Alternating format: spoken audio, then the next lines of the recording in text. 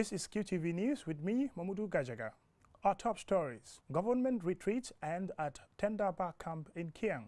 TRRC resumes public hearings on the November 11th alleged massacre. Talks to resolve the Rohingya crisis held in the Gambia. Those are our top stories, and now the news in detail.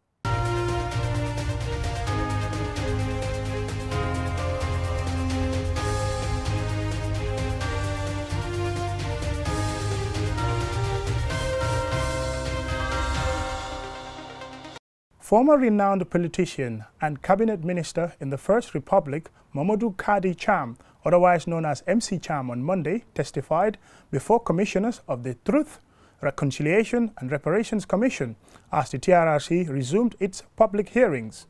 QTV's Ansumana Esonyasi is covering the TRRC proceedings, and he now reports. The Truth, Reconciliation and Reparations Commission on Monday resumed its public hearings following 2 weeks' break. Having completed the first theme of its investigations on the events that led to the military takeover in July 1994. The TRRC has commenced its witness testimonies on the second theme, which focuses on the events of November 11, 1994, the alleged abuses and human rights violations meted to political and military detainees. Testifying before TRRC commissioners as the first witness under this theme, former businessman and renowned politician Mamadou Kadi Cham, who is widely known by his superior MC Cham, gave a detailed account of his academic and political career, as well as his contributions towards the attainment of Gambia's independence from Great Britain in 1965. The witness, who claimed that he was part of the Gambian delegation that went to Marlborough House in London to negotiate for the country's independence, also claimed to have served the PPP government in different capacities, including various ministerial positions. Further testifying, he said he had a long-standing relationship with the father of former junta member Edward Singate, claiming that they stayed in one of his houses prior to the military takeover. Asked how he felt when he knew that Singate was part of the junta, the witness had this to say. I felt very, very disappointed because of what I know about him and his family in the past, as well as at the present, at that present moment. How did you feel about the fact that at this stage, as an elder statesman, you have made an effort over a period of 30 years to ensure constitutionalism and constitutional government in this country? How did you feel when you realized that that order has been overthrown? How did you feel about that? Oh, as a politician, as someone who has contributed his little bit, I felt devastated that we have been taken back, or the country, development-wise, progress-wise, has been taken back decades. And I believe that at that time that it will take us more than 50 years to get back to where we were during the coup. Not to talk about having any progress. The witness, who alleged he was arrested several times without warrant or charge and his property unlawfully confiscated, described the alleged torture and abuses he was subjected to while in detention as horrible. You were made to sit on the ground, correct? Yes, yes. How was the ground at this stage? It was very wet. And after I came back and sat down, the torture started. They asked us all to remove our clothes and sit on the wet ground, naked.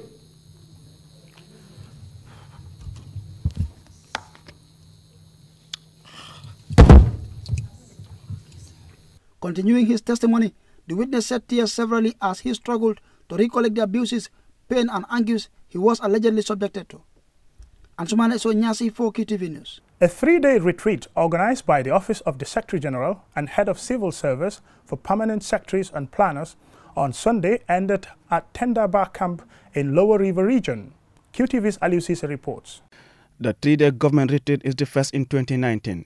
It was convened under the Office of the Secretary General and Head of the Civil Service and brought together top brass of the government machinery, notably permanent secretaries and planners from the different ministries. It was meant to look at the achievements registered in the various sectors towards the National Development Plan and to chart ways of addressing the existing gaps in meeting the state goals and targets. Ibrahim Sankare, government spokesperson, shared with the media the major talking points during the 3 days. The main talking points as far as district is concerned from the permanent secretaries and the planners. The talking points were broad-based. They were across the spectrum, resource mobilization, resource limitations, vehicle limitations, the education sector. I think fundamentally I was very struck when the education ministry, both the lower basic and the higher education ministry, came to the high table to talk about their ministries. What has come out, and you would be surprised that permanent secretaries and officials from other departments critique them, not criticize, but they critique them critically, that the ministries of education, although they provide access, they provide relevant curricula, that is. However, quality was absent. The absence of quality education in the Gambia is a cause for concern. Today, you see people graduating from Gambian high schools who could hardly read or write properly. And these kids proceed to the university or to the colleges. Eventually, they end up being teachers. Teacher quality education has also been discussed in this forum. What has also been discussed is corruption, wastage. This form of retreat has become a vital part of government's development strategies intended to provide interaction at policy level for the technicians over key national development issues. Former Interior Minister and now President Barrow's Special Advisor Mai Fati has this to say. One reason for holding such meetings as this one is that the civil service can achieve more working together than apart. This way we can avoid overlaps and gaps in our work to deliver on the government's priorities and also to build synergies so that together our institutions can deliver more. Ministries made presentations on their activities for 2018 as well as their plans for 2019. Secretary Cabinet Ibrahim Asise, who chaired the sessions, says it is the intention of the Office of the Secretary General and Head of the Civil Service to organize such retreats quarterly so that ministries can be held accountable in meeting the aspirations of the citizens. The Office of the Head of the Civil Service says the retreat comes at a time when the presidency is in the process of establishing a new Department of Strategy, Policy and Delivery. The unit will encompass the existing policy analysis unit and support in defining and implementing the President's strategic vision by working with ministries, departments and agencies. Strategic Policy and Delivery Unit will be working very closely with all of you to really collapse all that we have said here, especially the priority actions set out for 2019 into timelines and milestones. So it will be a continuous busy week or 2 or 3 weeks for Director General Nyangado and his team coming to you. And when they come, please give them an open hand, welcome them and talk, frankly to each other. This forum is a forum to recommit, to dedicate ourselves to national duty.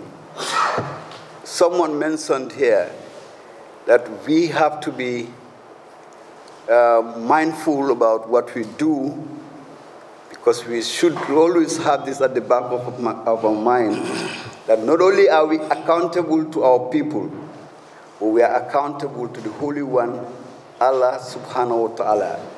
He's seen whatever we are doing and he rewards us based on what our intention, our good intentions are. So I want you to take that very seriously. Information Minister Ibrahim Asila reaffirmed government's commitment to having an efficient, strong and robust civil service. As a government, we have since recognized that few issues need to be sorted out if we are able to achieve this monumental task. And the first is to ensure that we have a well-motivated civil service. And that is why the government of the Gambia this year decided to at least increase the salaries of all civil servants at all levels to 50%. He reveals that hopefully the Minister of Finance will present to Cabinet this year a review of the salary structure of the civil service. The participants left Tendaba with renewed energy to effectively implement their plans for 2019. Reporting for QTV News, I am Aliou Sise. Following a proposal in May 2018 in Bangladesh for the formation of an OIC Ministerial Committee on Accountability for Human Rights Violations against the Rohingya, An inaugural meeting of the Ministerial Committee was held on Sunday at a local hotel in Bijilo.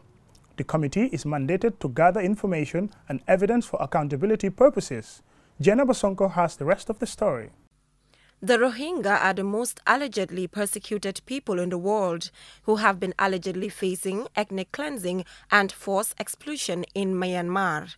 The discriminatory policies of Myanmar's government have compelled hundreds of thousands of Muslim Rohingya to flee their homes to other countries such as Bangladesh, Indonesia, Malaysia and Thailand. This motivated a ministerial committee on accountability for human rights violation against the Rohingya. Speaking at the inaugural meeting, the Attorney General and Minister of Justice Abubakar Tambedu said the Rohingya crisis has provided the OIC with an opportunity to assert its leadership in the matters affecting Muslim minorities around the world. Muslim minority populations, more than any other group of Muslims, deserve the collective voice, support and solidarity of the OIC within the international community. The OIC must therefore speak for them. When international crimes are committed against them, it must be the responsibility of the OIC to lead international calls for accountability for those crimes. The speed and manner in which Resolution 59/45 was adopted at short notice during the 45th CFM session demonstrates the deep convictions of member states about the need to act fast and decisively to prevent further suffering of our Muslim brothers and sisters in Myanmar.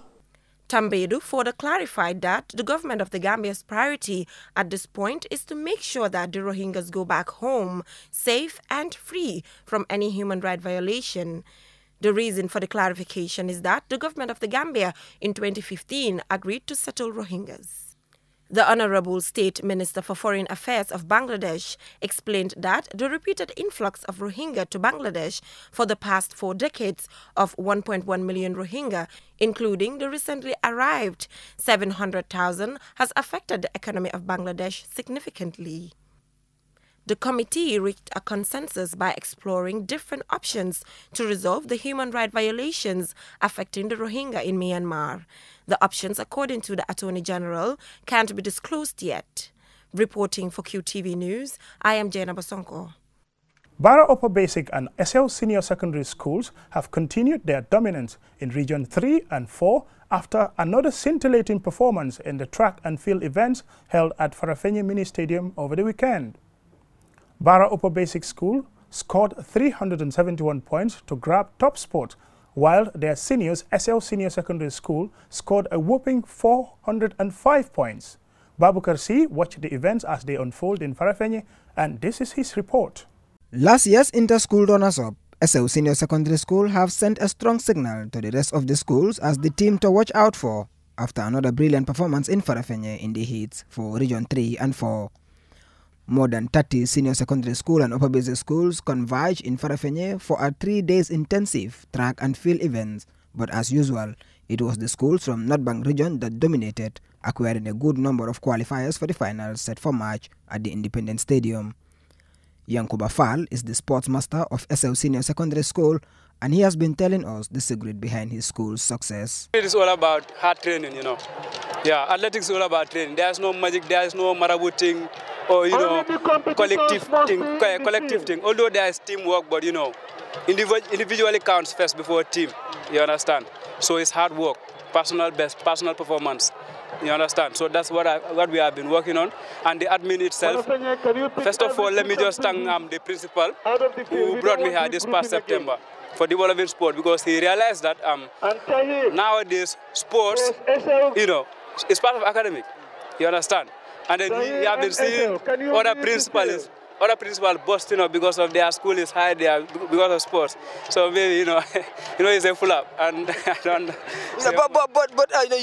We all know what you did when it comes to sports for Nusrat Senior Secondary School. You were one of the finest athletes, you know. So leaving Nusrat in the combo, coming down all the way to Farafenni to develop these young ones, how hard or easy was it for you? Before going to Newsat, I was in Farafenye. I could remember Martin Gomez, the president of Gambia Senior Secondary Sports.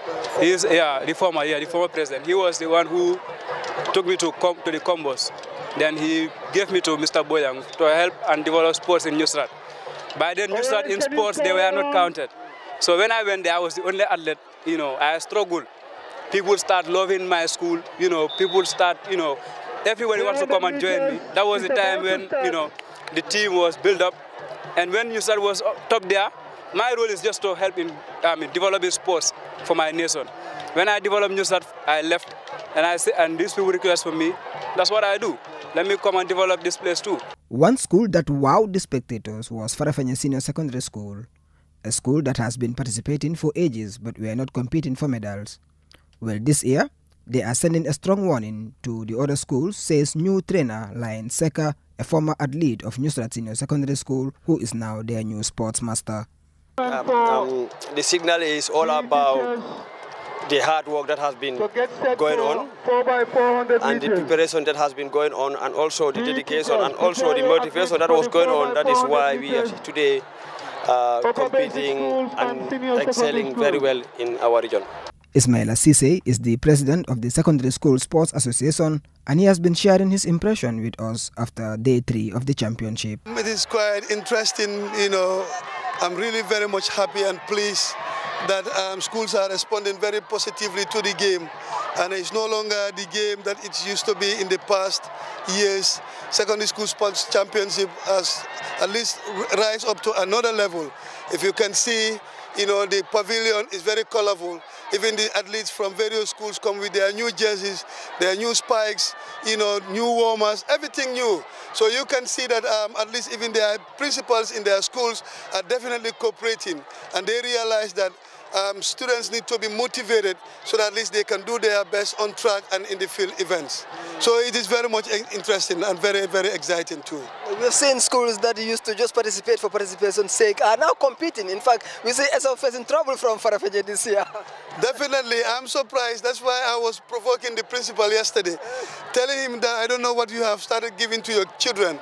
But he said anyway, he has seen what others have been doing, and he also, he's also replicating the same thing. So therefore, any school that wants to do the, better, you must make sure that you motivate your athletes. Sports is all about motivation. If athletes are motivated, obviously they will come up with expected results. Look at Farafenye now. The regional heats continued next weekend at the Basse Mini Stadium, when Region 5 and 6 will meet to compete for spots in the grand final built for March at the Independence Stadium. Babu Karsi, QTV News. Ecotourism is seen as a profitable way to show local communities the value of what is at their feet. In addition, it could give a country like the Gambia a chance to benefit from its own underdevelopment. QTV's Alucisa visited Tendaba, and he finds out how the ecotourism camp there is impacting on the people. Tourism is a key contributor to the Gambia's GDP, but it is still a growing industry. Efforts are being made to ensure that the country doesn't suffer the adverse effects of mass tourism, especially as a small country. This has therefore provided a lot of opportunities to enjoy ecotourism in the Gambia. Located in Kiang Central of Lower River region, Tendaba camp is one of the oldest, if not the oldest and most prominent ecotourism camps in the rural Gambia. It is well known for offering a direct view of the river Gambia as well as nature walks and visits. It is seen as a good example of bringing tourism to the provinces. Bird watchers are common among the tourists that stay at Tendaba camp, but outside the tourist season. Tendaba is an area that is also used for conferences. The camp, as QTV finds out, used to have a variety of caged animals which were later released.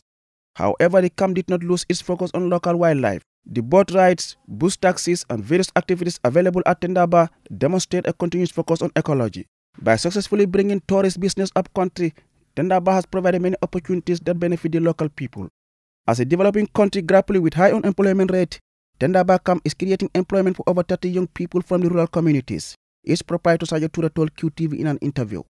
Taking into account the location of the camp, many women gardeners and fishmongers in the area largely depend on the camp to sell their produce and fish for economic gain.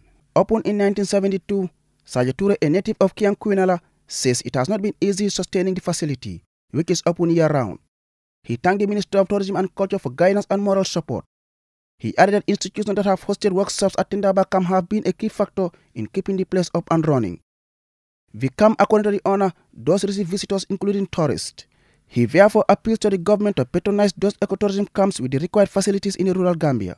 I supply free water and electricity to the neighborhood from the camp here. I also facilitate the free transport for any sick person, he told QTV in the local Manika dialect. We supply free electricity, free water supply, free transport.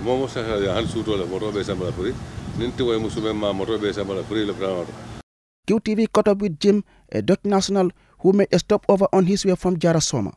I was informed by a friend to go here to have a beautiful view on the Gambia River and enjoy the birds and all the things and the people.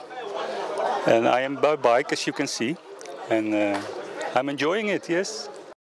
Many have argued that tourist facilities in the rural Gambia remain below standard to attract tourists. This has made the owner of Tendaba Camp to embark on a massive rehabilitation of the facilities to meet the high expectations of the people. While these efforts are underway, what is now needed is the support from government to keep such ventures alive. Reporting for QTV News, I am Aliou Cissé. Before we end this bulletin of the news, a recap of our main stories. Former renowned politician and cabinet minister in the First Republic, Mamadou Kadi Cham, otherwise known as MC Cham, on Monday testified before commissioners of the Truth, Reconciliation and Reparations Commission as the TRRC resumed its public proceedings.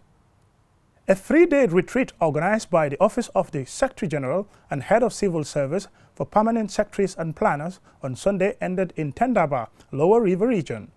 Following a proposal in May 2018 in Bangladesh for the formation of an OIC Ministerial Committee on Accountability for Human Rights Violations against the Rohingya, an inaugural meeting of the Ministerial Committee was held on Sunday at a local hotel in Bijilo.